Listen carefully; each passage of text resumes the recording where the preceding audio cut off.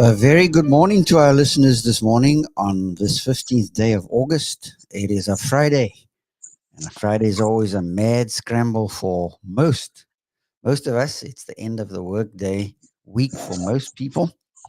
And so I've got Raymond Mentor on the other side of the microphone. So let's just get him up here. It will take us a moment. There you are, Raymond. Raymond, how are you this morning?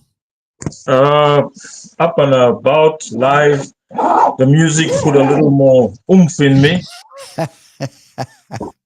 Somebody, I had the previous on a previous episode. Somebody said, "Boy, when I hear your music, I just want to dance and get out of my chair." So please don't even try that, Raymond. I Oh thought man. that was quite fun. That was quite fun. Okay, I'm going to kill this one we've got here. Let's just kill that, and then we can have both of us on. Okay, super. Raymond, let's continue right along because this discussion, as I mentioned to you before, is getting a lot more traction. And I'm becoming quite, I must say, Mm. I hope not overly consumed, but very, very into it for a number of reasons. And I think one of them has to do with the angle we're going to take this morning. And of course, the angle is how history shapes our identity and allowing our history to shape our identity. You know, we are not untouched by reality. So, without stealing your fire, talk to us about how history helps individuals, including communities, the believing community. How it helps us understand our roots, our identity, and most of all, our place in the world. So there's a whole mouthful there. Just start unpacking for us very slowly, and then I'll interject with questions as comments as we go. Okay. How history impacts our Shaping our identity. it assists in shaping our identity. Yeah, we are products of the those who've gone before us in a great way, and there's many a time when we look back. I still remember something like you won't believe it. I was approached when the late Dr. Matham was leaving the Port Elizabeth Church, EBC. I was approached to come and he was going overseas to study. You remember then? Mm-hmm. I was approached to come, one of the candidates. And so I went to the service that morning in Port Elizabeth. I think, what's his name? Yes, definitely. Reverend Nolan Thompson. And we went up with his car to Port Elizabeth. And I preached that morning and met with the board afterwards. And one of the comments that came from the one of the elders, Tommy Gallant, it was quite humorous. in a sense, because he took me right back. He said, Sorry, Raymond. Raymond, there's something that's just at the bottom of the screen. There we go. There we go. That's cool. Okay. okay. Continue, Raymond. Sorry. Mhm. He says, Pastor, the binars, Yep. fast. Mm, Daar was 'n baie goeie boodskap. mm. And then he said, maar net een ding, daar's niks woema nie, man. Oh my goodness. That's So, not money. yeah, so you know the Yep. colloquial term, eh? Yes. There's not Yes. you're not you don't seem to be caught up in your own sermon, something like Mm, that. mm, Oh, that was many years ago. What was it? 86, I think 86 or 87, I'm not sure. mm. And then he said, you sound just like late Pastor Sanders. Back then you were still alive. So so I am the direct opposite of Sanders in a sense. I I tend to be very loud and vocal, and my wife sometimes says, "What are you screaming for? You screaming at everybody that's going past." So he says, "Good teaching. We can hear where you're coming from, but Mm, you are just like Pastor Sanders." mm. So I sat and I said, "Thank you, brother." And then I thought, "Wow. So this is what discipleship's all about. This historical transition you make in I don't know if it's circumventing or repressing the real you in your strong desire to be like the one who's going before you." Mm. So I had to change my tactics back then and decide to be me, even though I was so heavily influenced by Sanders Mm. that I was actually becoming him in the pulpit. Very interesting. And it was happening subliminally, right? You see, Until that moment. What did yeah. what did you what did you sense? What did you feel? I'm talking about your Well, internal. What did you feel when that comment was made? Well, number one, I kind of said thank you, Lord, because back then I had just basically started cutting my teeth on preaching, Mm. and that was a good affirmation. I've learned since then to not always take those things, you So, know. But it was a good affirmation at the time, something I needed. I thank God for that. right.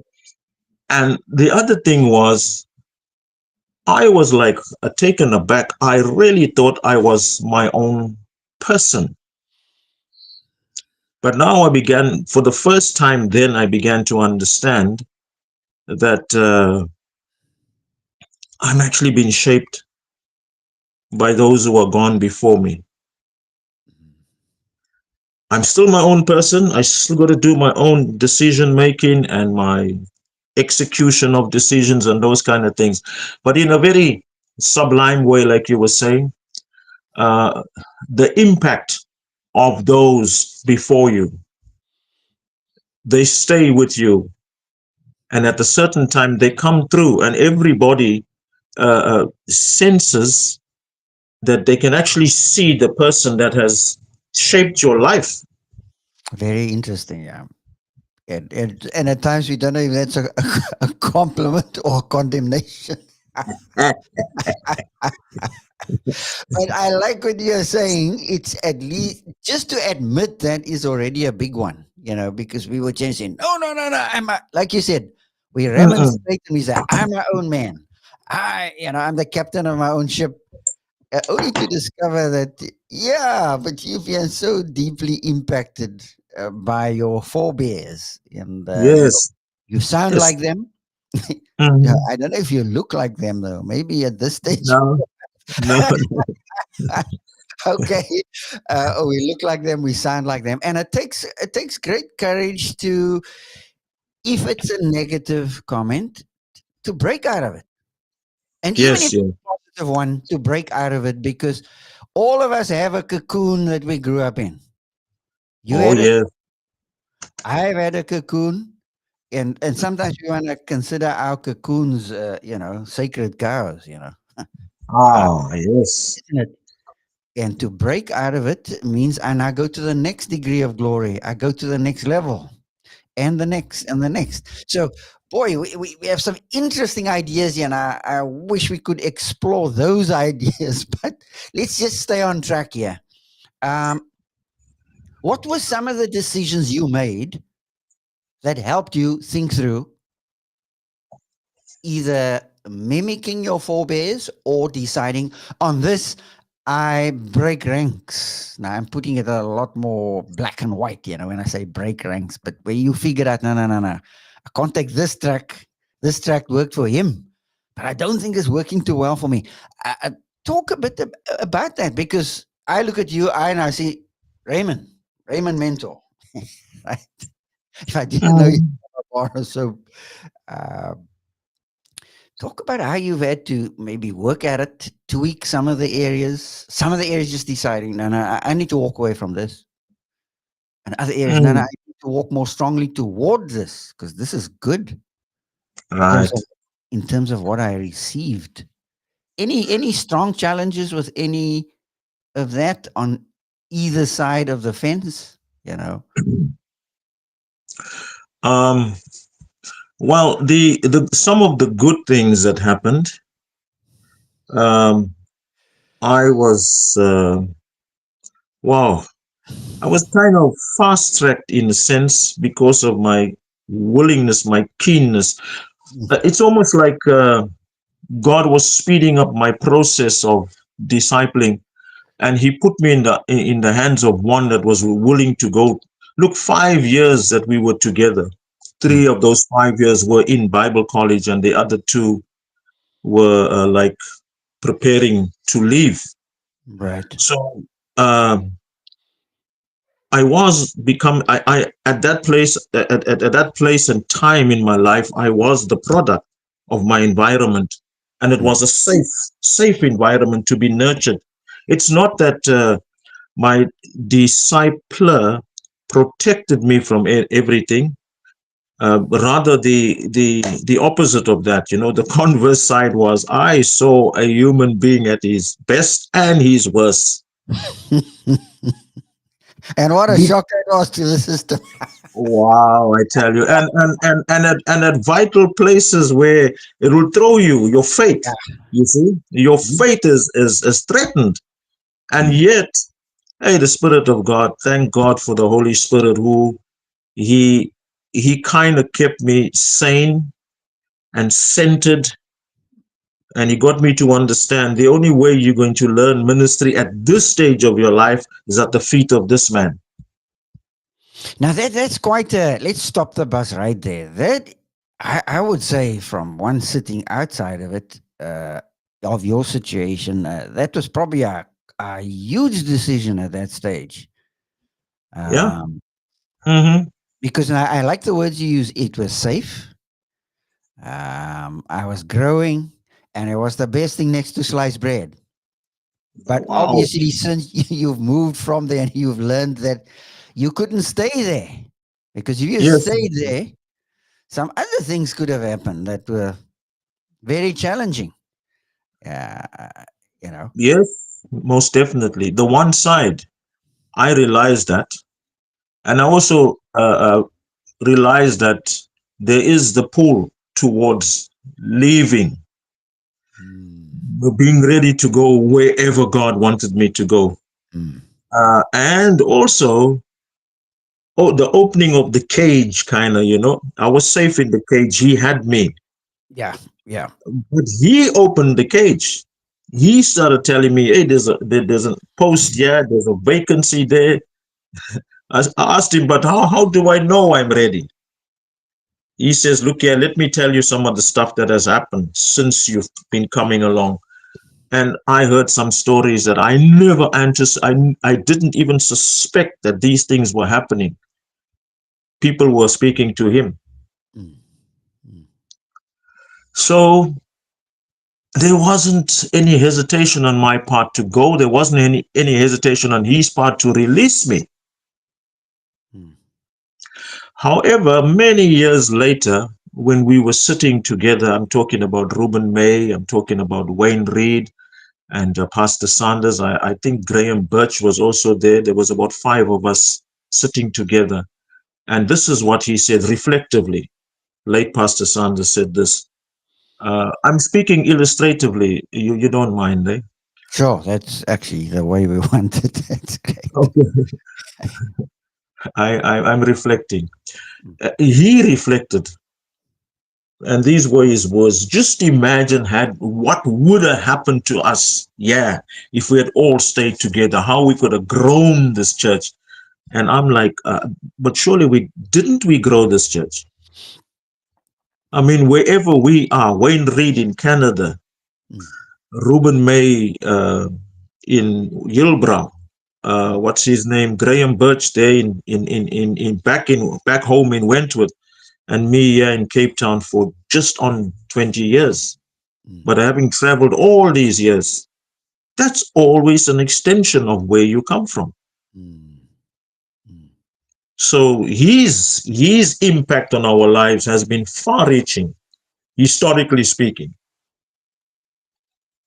Now, what you're raising is so beautiful. So let's just take it a step at a time here, because there's so much in that, as you've been speaking illustratively from your own life. uh, he opened the cage. Now, it's interesting. If I look at my situation, my situation has been exactly the opposite of that. In the sense that it dawned on me very late in, if I think of my relationship with the late Fred Tempest, it dawned on me very late that I needed to open the door of this cage and step out. Mm. Isn't that Yo, interesting? And that was wow. just probably about 3 years before he passed on. All right. So some would say it was very late. And maybe I overstayed. I really, as I look back, I think I had overstayed my welcome. And this is out in the open now, and I can say it. I really think I did overstay. Let me tell Right. you, Uh-huh. because the day it dawned on me that I need to step away. Yeah, it Mm-hmm. came in great crisis, time of great crisis. He had just been diagnosed with cancer, and something I had noticed that, and it only dawned on me way after I had made the decision that, in a sense, I had outgrown Fred. Yes. Now, I don't say that with hubris. I I just know. say that Mm-hmm. because, I was Mr. Question Box. If you think Leslie Yes, Fredericks yes. was a bad one when it came to questions, I mean, whenever I phoned Fred, I had 20 questions. They were lined up. I mean, and then I Right. phoned again the next day and another, and then I just noticed that this had gotten, but now we're talking about, easily now, I don't want to overstate it, like a city a run, man. Yeah. Uh, Yeah. and No, yeah, you're right. imagine getting pounded by that. And then a couple of comments were made, and I had dawned on me. I'm becoming fixated. I'm getting locked in here Mm-hmm. to this thing. And I can't see straight. And I need to step away. Well, I was under great agony that I stepped away. So I just want Right. to use that as a point now of how it happens differently for each of us, because God doesn't put us through a cookie cutter. The Right. transformation process is never cookie cutter. That's why Mm. I cannot overestimate my ability to preempt relevance for anybody. We always say, well, this happened to me like this, and I think, brother, you must do it like this and this and this and this and this. And we kind of take our cookie cutter and we drop it on the next oak. Right. And you know what that says to me is, and you don't have a cooking clue of how God operates. It's not a one size fits all. He is so wonderfully unique that he can work Mm. uniquely into my life from a million billion different and so Yeah. just watch our opposites, Raymond. Now you were smart because you got smart because the cage door was open, but I think it takes a lot more guts, probably, to Well, you could have still decided to stay in the cage, eh? No, no, no, Yeah, no, no. I think a savior, Buddhi, you know, close the yeah, door to the cage. And comfort then zone. just comfort zone. And And it took me, obviously he's the one that is coming. He's standing in front of that cage and he's deflecting, so I can sleep. I can relax. I can snore, and he'll very, never let anyone disturb me. very But interesting. you will stunt my growth. Now, absolutely, because I think what was on the lips of most people is that Terry Martin is a cutout Fred Tempest, and he can't think outside of that little box, you know. And Mm-mm. it took me a long time, but again, I like what you said. It is safe. You see, Yeah, you're gonna hang where it's safe, where you can talk about just anything because you've seen both sides, right, and you right. got shocked, but you got over it, and you went to the next challenge and the next challenge. And those that we serve and minister to even today, I mean, it's still Uh-huh. the same. They need to break out of our cocoon, Yes, yes, yes, yes, and yes, take definitely. things to the next phase. I was quite impressed because I just checked over our history within EBC again, Mm-hmm. and all the talk over the years about the mission was the bad boy, the missionaries were colonial, and how we went on that track, and so Right. we overreacted to their impact. But then we have the flip side of that, where we also didn't react. We just accepted everything willy nilly, Yeah. because this was from the mouth of the one sent by the appointed one, Yeah. and we are the designates, you know. And I was thinking, yo, to have this balance, to go in between those two with great balance, takes a journey. It takes great wisdom. It takes a journey of note. And I've watched how we've talked over the years about how do we respond to the missionaries, Mm. and now with the whole configuration Right. thing when it went down, you heard extreme comments on both ends. So I think what we're talking about here is no small thing. And I don't hear much of guys going deep into it because we so deeply drink at a particular fountain, right? Oh yeah, most definitely. Uh, you also must understand something when you are in that situation. It is not a severing of ties to such an extent that you don't want to see that person. It's rather a the umbilical cord situation where you are cutting, but the distance is still covered in the sense that you are comfortable in each other's presence if you are being released. But if you are still being forced to conform to the person, then it's not joyous because you have to keep kind of giving account, and your opinion doesn't matter. Yeah. Uh, Yeah. you are still, you have been basically morphed into something. Right. Now, this is what was true of Pastor Sanders. Then he became a real colleague. Mm, Then my opinion mattered. mm, When there were situations, he would speak to me about it, whatever it is. I actually became a colleague because he invited me in. It wasn't a top-down relationship. It was a relationship of equals. However, I have to understand he has experience that I will not have, I would not have had in that lifetime when mm, we were relating. But so much of that has rubbed off on me. And I'm seeing an older man that was gracious in the midst of the younger, mm, and never lost what he had, and yet continued to be very influential. mm, Um, he was no, not definitely God placed him there at a very crucial time of my life. Just imagine if I had fallen into the hands of someone else. Now, when I say falling into the hands of, I'm not saying that I was mindless. I Mm. was, you know, Brain dead. remember, I came into the world smelling and smoking of everything, I thought I smelled something different. And when I landed, it was like, hey, where does this one come from? What do we have here now in the church? Mm. But God was gracious, and He brought us. He set us down. There were several of us. Um, Sanders came to disturb. He really disturbed my well-being in this sense that he was everywhere that I was. He was there. So you I'm couldn't make standing. a wrong move. Eh? I'm standing with my friends. And you know the guys I'm standing with. Well, you know a little. Yeah.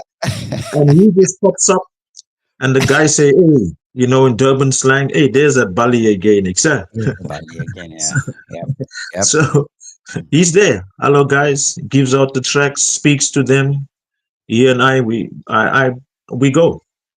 We busy practicing. You remember we were soccerites, That's right. footballers, Yep.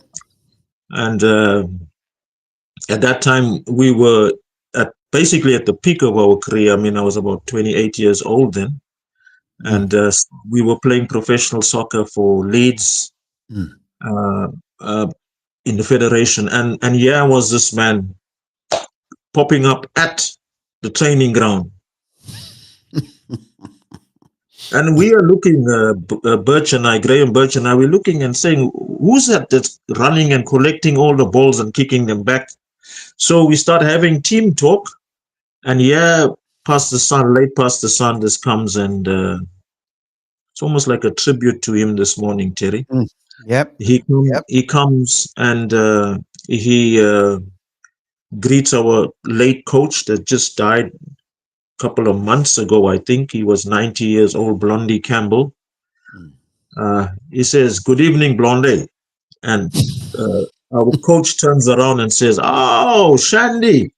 Oh, and Isn't then that interesting? Yeah. he says, it's a Wednesday evening. Blondie, just one thing that you should know: these two guys, you need to release them early. They need to come to a prayer meeting. Mm. And we were not offended at that. It was actually it became a joke. You see, there's Yeah. a I mean, and you of all people, sort of the target. You and Graham. yeah, I tell you. Ooh. And yet many of those guys also said yes to Jesus subsequently. Eh?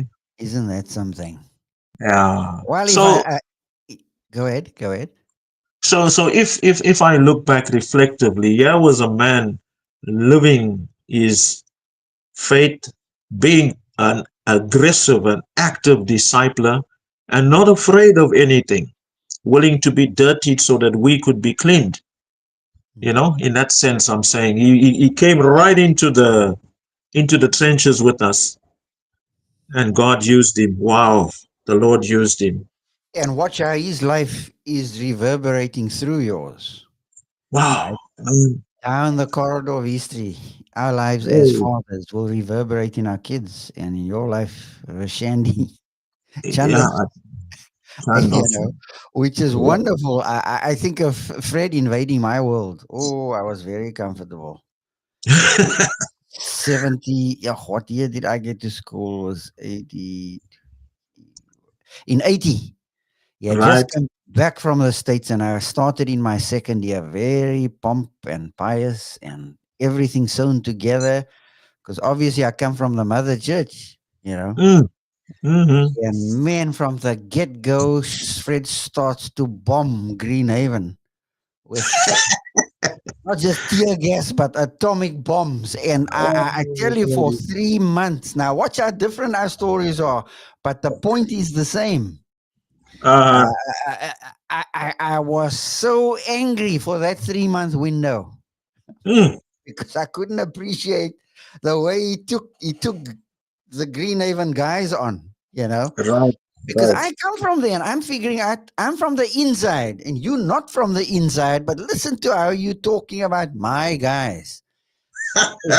It took me 3 months because Okay. everything he was basically saying was true, but I just had a hard time seeing straight. Mm. And when I came out of that 3 month window, I tell you, well, that's another story. But and it was a different journey because he really got me thinking way outside of the box. Now yours Yeah. was coming to saving faith. Mine was just Mm. going to another level, you know. And I would Right. never be the same after that. And watch how our forebears' lives reverberate in our own. Now we of Wow. course have to now be a little more discerning and say, well, that wasn't too great. So I'm not going this way, but I'm going this way. But Yes, to yes, have yes. the joy of doing that, you know, and I Yeah. trust that those who are listening to us are really taking note because we all think we're right and we Mm. discipled, directly from the throne of grace, you know. Um, and we're going to Marvelous. learn. Life is going to teach us a couple of lessons the further we get down the road. Yeah. So I think this discussion is such a potent one.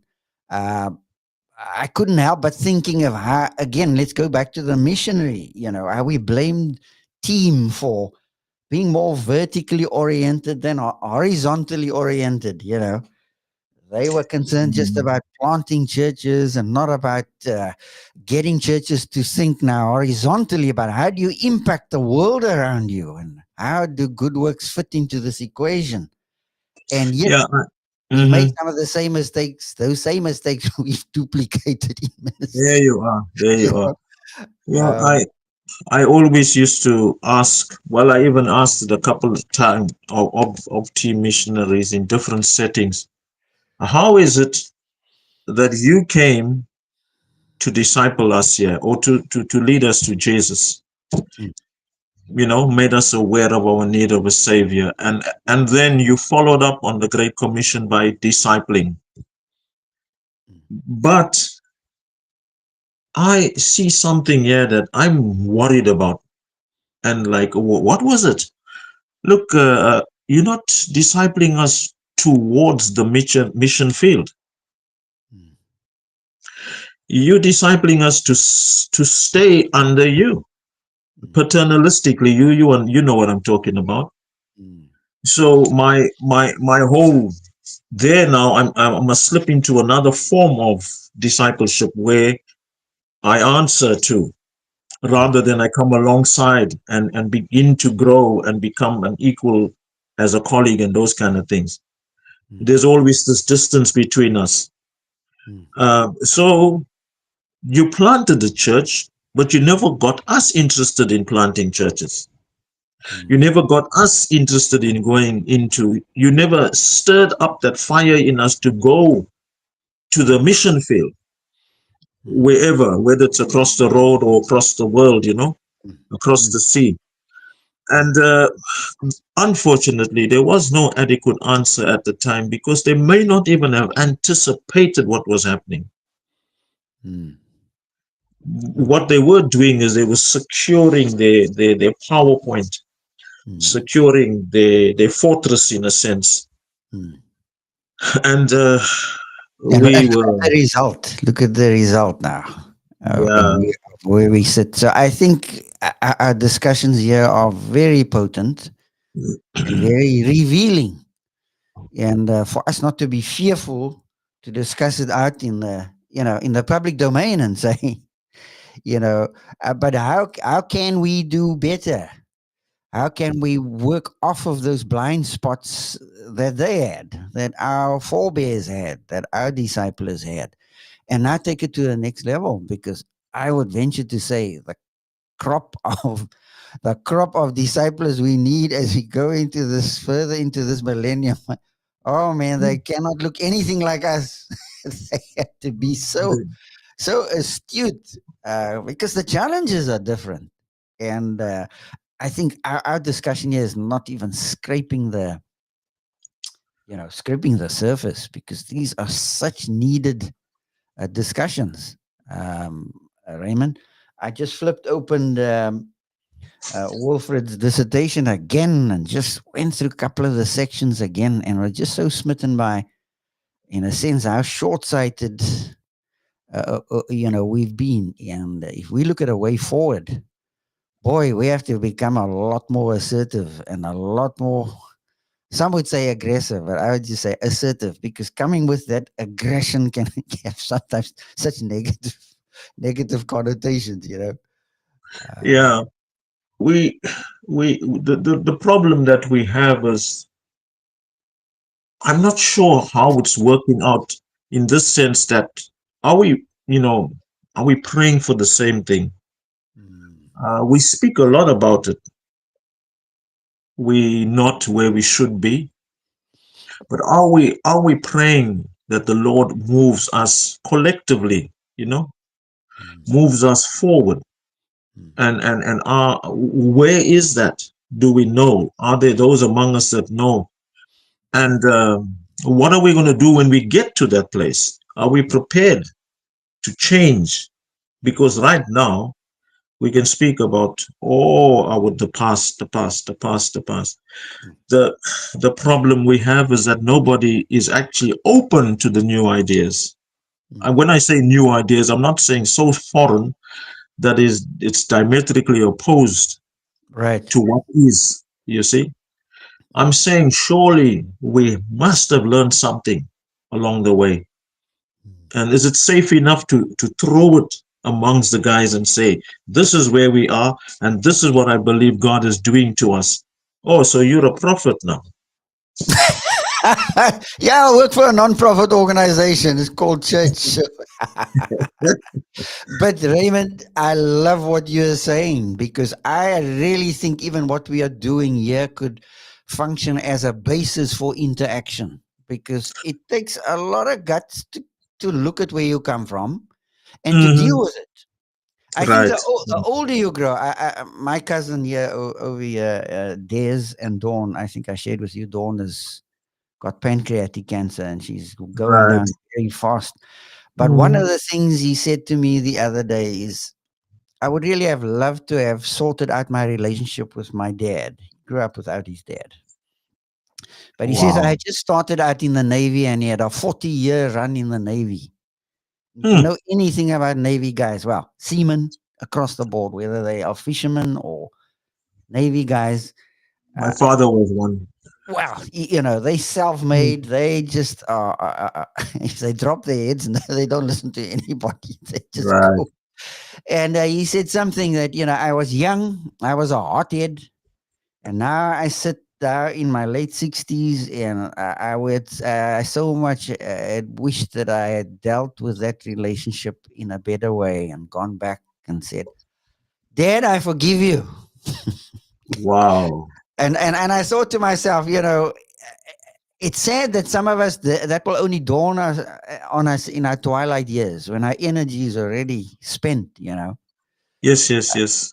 And probably some issues are like that. The nature of it just takes you time to process it. And God is in Phew. no rush.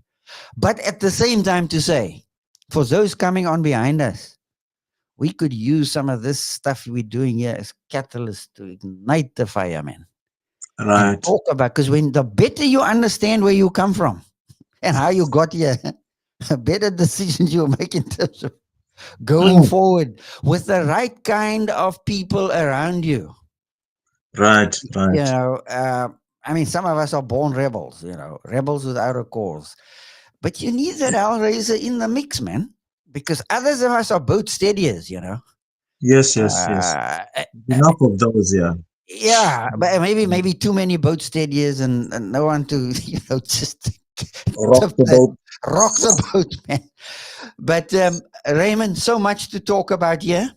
Um, we've been going almost 40 minutes, so I think let's just draw it. Let's just tie it up a bit.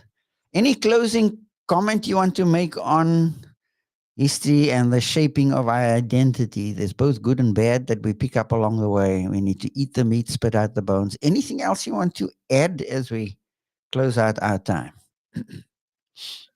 Um, what do they say? If you don't pay attention to history, you are sure to repeat it. Um, Hmm. I one of the things that stays very vivid in my mind, remember there at the winter school, we were talking about what every son longs from a father. Mm, Uh, One of the things that I think I spoke about it too was the fact that I went to this HIV AIDS counseling course in the early days. I think it was about between 95 to 97 mm, in Peter Maritzburg when I was pastoring there. And one of the first things they got us to do that was like painful for me was to write a letter to my late father, mm, um, and to tell him how much I appreciated him. Now, not painful in the sense that there was unfinished business, painful in the sense that now I became deeply, deeply disturbed by the fact that I missed out years of his life, man. mm. Yeah. And I could have learned so much more from him.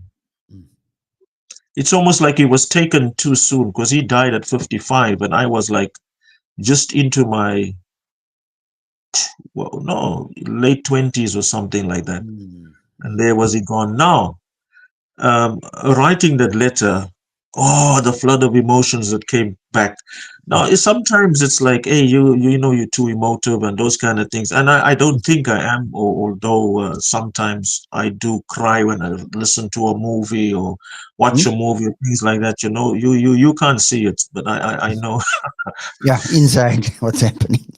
Yeah. And in all of that, I suddenly realized that the link between your present and your past is a powerful link for transition. Mm, Powerful for transition. Yes, you're a product of a whole lot of situations, but also of a whole lot of relationships. mm, And now that's kind of uh, thrusting you forward in anticipation of the future. They can't see the future, but they kind of preempted in this sense like, look, if you continue like this, you're not going to. If you mm, continue like this, you will. mm, You know, those mm, kind of things. mm, And and then when you land in the position where they thrusted you forward, and it's an army of them basically, all of these people that are shaping your worldview, mm, and they thrust you forward, and you land there. Then you realize, hey, this connection between the past and the present is actually a good connection. mm, But I have to keep trusting, moving forward, because if I live backwards, I find out that I'm not actually learning from situations. I've learned the lessons.